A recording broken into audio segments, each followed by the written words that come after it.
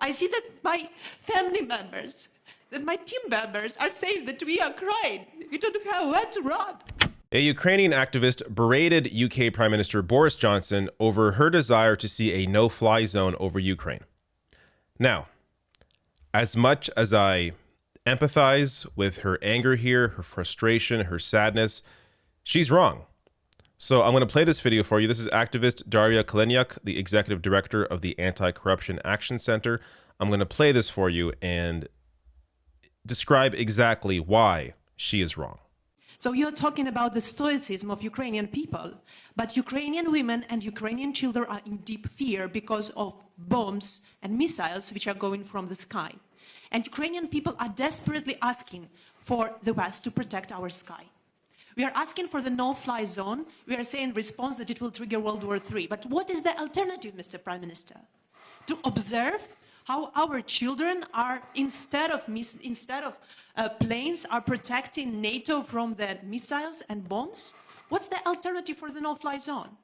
We have planes here, we have air defense system in Poland, in Romania. NATO has this air defense. At least this air defense could shield the Western Ukraine so that these children with women could come to the border. It's impossible now to cross the border. There are 30 kilometers of lines. Imagine crossing the border with a baby or with 2 children. I'm so glad that Samantha Power is coming here to the border from the Polish side. Let her come to the border from Ukrainian side and see that. Britain guaranteed our security under Budapest Memorandum. So you're coming to Poland. You're not coming to Kiev, Prime Minister. You're not coming to Lviv because you are afraid. Because NATO is not willing to defend. Because NATO is afraid of the World War III. But it is already started. And these are Ukrainian children who are there taking the hit. You're talking about more sanctions, Prime Minister, but Roman Abramovich is not sanctioned. He's in London. His children are not in the bombardments. His children are there in London. Putin's children are in Netherlands, in Germany, in mansions. Where are all these mansions seized? I don't see that. I see that my family members, that my team members are saying that we are crying. We don't have where to run. Well, this is what is happening, Prime Minister. Well, thank you very much for your questions. And all right, first I want to say I can't imagine what she is going through. I can't imagine what Ukrainians are going through, what people there in Ukraine right now are going through. I can't imagine. But nuclear war, I know, is not the answer. And that's what you are risking. More than likely, what would happen if the US starts shooting down, if NATO allies start shooting down Russian planes. That's what you are leading to. So I'm going to get to a little more on this and why it's such a terrible idea. First here, so Boris Johnson did reply. He had a long reply, but part of it, he said, quote, "The implication of a no-fly zone is that the UK will be engaged with shooting down Russian planes. That's not something that we can do. The consequences of that would be very difficult to control." And I don't like Boris Johnson, but he's exactly right here. So thank goodness they are not in support of this. Same with the US, also ruled out a no-fly zone in Ukraine after Zelensky appealed for one. Again, I don't know what it's like to be there, but risking the destruction of all humanity on Earth, I know is not the solution. Ken Klippenstein tweets out here, others that are also publicly opposed to a no-fly zone. So, of course, Biden, Marco Rubio, NATO Secretary General, Boris Johnson, UK Defense Secretary, all opposed to a no-fly zone for obvious reasons. Now, a little more here from Vox. I'll link to this article below the video. The whole piece is great. It gives you a lot of context, but I'll pull out some key points here. So they write, this is a catastrophic idea. Stripped of cant, the U.S. announcing a no-fly zone in Ukraine would be an American declaration of war on Russia, the first major conflict between the two nations that, put together, control 90% of the world's nuclear weapons.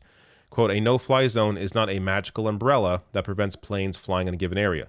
It's a decision to shoot at planes that fly in a given area," explains Olga Oliker, the International Crisis Group's Director for Europe and Central Asia.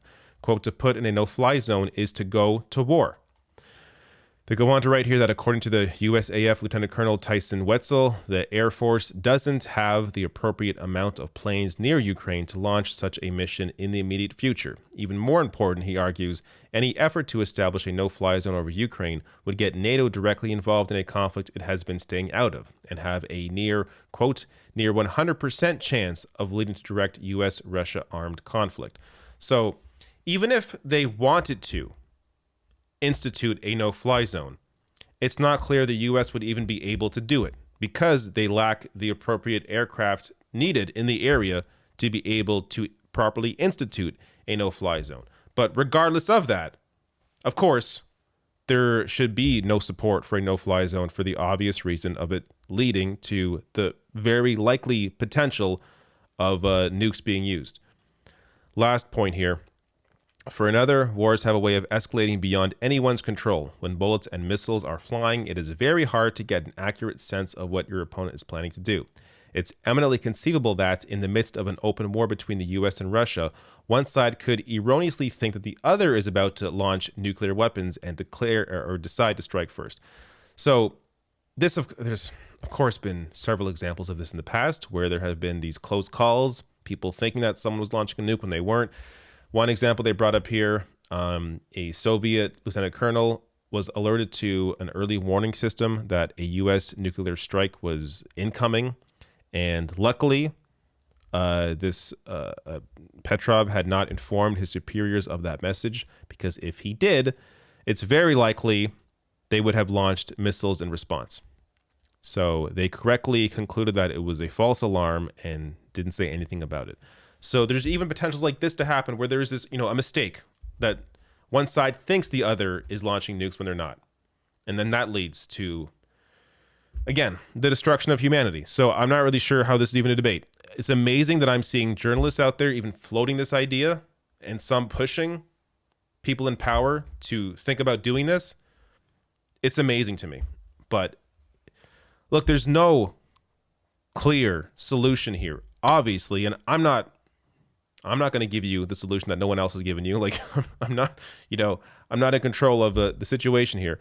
So, but I know one thing: nuclear war, not the answer.